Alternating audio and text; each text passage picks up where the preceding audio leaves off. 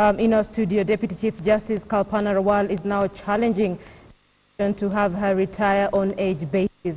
Judicial Service Commission issued a 4-month notice of retirement for Deputy Chief Justice, that is Kalpana Rawal, and set in motion plans to have her replacement in office by the time she leaves the Supreme Court, that is in January 2015, in a move which analysts say underlies high-voltage succession battle at the Supreme Court. The JSC said the decision was derived from March 12, 2014 legal opinion by Attorney General Githu Muigai, as well as public concern. There's a story we are just getting into our studio and we are following it up for you. We'll get you the details as soon as we get them. Once again, Deputy Chief Justice, that is Kalpana Rawal, has moved to court to challenge that decision to make her retire based on age.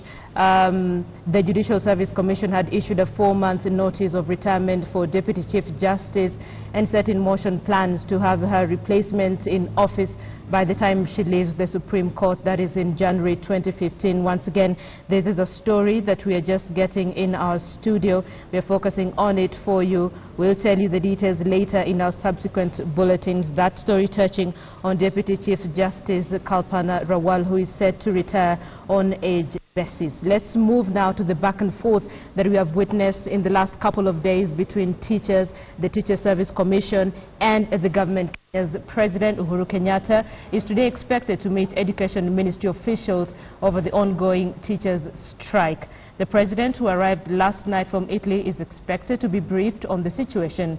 Teachers are currently on strike, pushing for the implementation of a court ruling awarding them a 50% and 60% pay increase. The Teacher Service Commission has threatened to sack teachers who refuse to go back to work, saying the strike is unprotected.